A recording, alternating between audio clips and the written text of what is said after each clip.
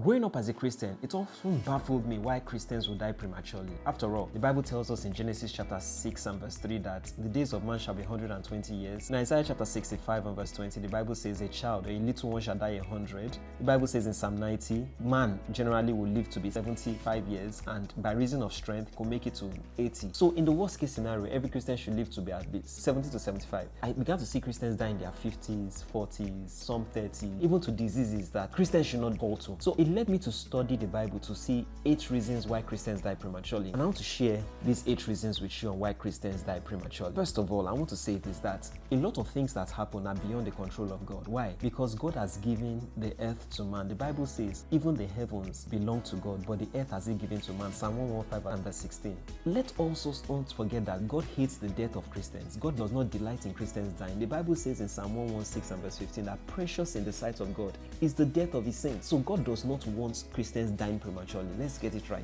Hi there. Once upon a time in my life, I was addicted to football. I was able to break my football addiction. Then I was addicted to carbonated soft drinks. I was able to break that addiction to carbonated soft drinks. And then I was able to start new patterns in my life, consistent patterns like learning voraciously, memorizing. I eventually memorized 10 books of the Bible, over 10 books of the Bible by the grace of God. I am facilitating a training where I want to show you how to break free from negative patterns, limiting habits, overcome limiting beliefs, start new habits, build it, and then build a life that you desire, create a life that you desire, and build good positive patterns. I'm also facilitating a training on how individuals become institutions, where I show you how individuals built institutions and how they were able to use harsh economic climates and recessions to their advantage. It's a training for anybody that wants to excel in any area of your life. Right now, you can see the flyers and the QR code on your screen. I look forward to seeing you there. God bless you. Do have an amazing day, and back to the video.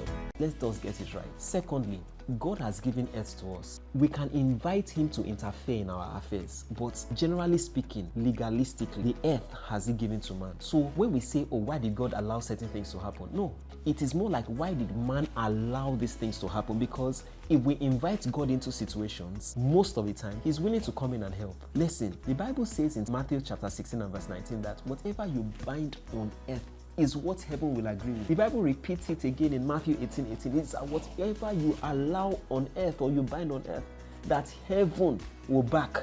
So first of all, it starts with us. The buck starts with us, not God. As regards things that happen on earth, it's whatever we allow that allows most times. I'm not saying all the time, but most times. In fact, when God wanted to bring Jesus Christ to the earth, He had to get men to pray. There was Anna the prophetess, there was Simon. So let's get it straight that the earth has He given to man, but the heavens belong unto God. Psalm 115 and verse 16. Okay, so let's get right onto it. 8 reasons why Christians die prematurely. And the first one is the martyr syndrome. Now, Jesus said clearly that a time will come where people will kill you and they will think they are doing God service. Jesus was martyred for his faith. Paul was, Peter was, James was, so many of the apostles, Stephen was, Philip, most of them were martyred for their faith because people felt that they were doing God service. So that's the martyr syndrome. It's not the devil, but God said it will happen. It will happen. People will get martyred for their faith. So we can't say that they were not martyred for their faith because they were not spiritual, because they were not prayerful, but because that is what God has said will happen. That part of the persecution that certain people will go through as Christians.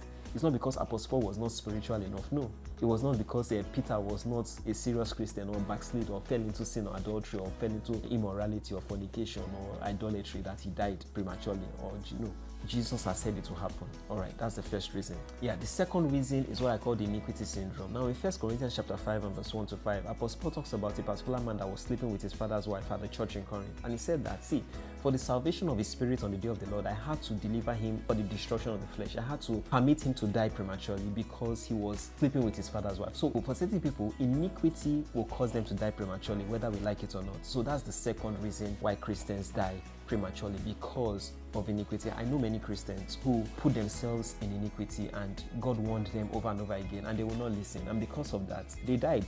God did not kill them because of their actions to themselves. The Bible says that, I said before you this day, life and death, choose life that you and your seed may live. The third reason is what I call the desire syndrome. In 2 Kings chapter 19, Elijah desired to die. After Jezebel threatened him, he said, take my life now, oh God, because I'm not any better than my fathers. And God said, okay, no problem. Anoint successor. Shortly after after that he died. So some Christians desire to die. I know many people who desire to die because of old age, some of them because they were not feeling too fine. They just desire to die. And like I said, whatever we bind on earth, heaven will bind. So the desire syndrome is there. In 2 Timothy chapter 4, Apostle Paul said, I am now ready to be offered. The time of my departure is at hand. Apostle Paul said that. He said, I am ready. I desire to go. I desire to go. So the third reason why Christians will die prematurely, in quotes, is because they desire to die. The fourth reason is what I call the completion of assignment syndrome. 2 Peter chapter 1 and verse 14, Peter says, knowing that I must put off my earthly tabernacle shortly, even as the Lord has shown me. He says, God showed me that it's time for me to die. It's time for me to go. It's not the devil taking me. It's my time. I've completed my assignment. Apostle Paul said the same thing. I have fought a good fight. I've finished my course and I've kept the faith. So one of the reasons why Christians may die prematurely is because their assignment has been completed. All right, the fifth reason why Christians may die prematurely is because of the ignorance of such Christians and the church at large. Acts chapter 12 and verse 1 to 5. The Bible talks about how Herod took James and killed him.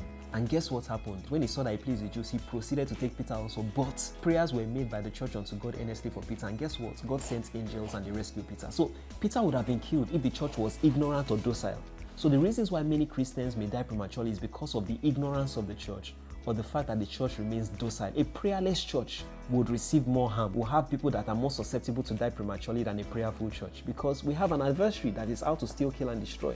So that's the fifth reason why some Christians may die prematurely, because of ignorance and the docility of the church. It is better to live for a few years and finish well than to live for many years and finish poorly. And that leads me to the sixth reason why Christians may die prematurely. I call it the Hezekiah syndrome. So in 2 Kings chapter 20, the Bible talks about Hezekiah. And Isaiah prophesies to Hezekiah that God says, prepare your house because you will die.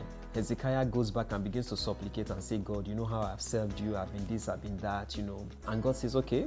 God tells Isaiah, go and tell Hezekiah that he will not die, but he will live for 15 more years. But in that 15 more years, Hezekiah begins to make a lot of monumental mistakes. He begins to show the temple to God's adversaries, and he didn't finish very strongly. So if God knows that a Christian will not be able to finish strong if he has a lot of years, like I said, it is better to live for a few years and finish strongly or finish well than to live for many years and finish poorly. So the seventh reason why a Christian may die prematurely is because of the Hezekiah syndrome. Better to live for a fewer years and finish well than to live for many more years and finish poorly. Yeah, the seventh reason why Christians may die prematurely is what I call the rich fool syndrome. In Luke chapter 12, the Bible talks about the rich fool. This man that says, man, I have made so much money, I'm going to build barns and stock and heap and pile. I'm going to just relax. And the Bible says, you fool, tonight your soul will be required of thee. Luke chapter 12. So the Bible says, woe unto them at ease in Zion. Whenever we lose sight of purpose, we are not on earth just to enjoy life alone. We are here to serve. We are saved to serve.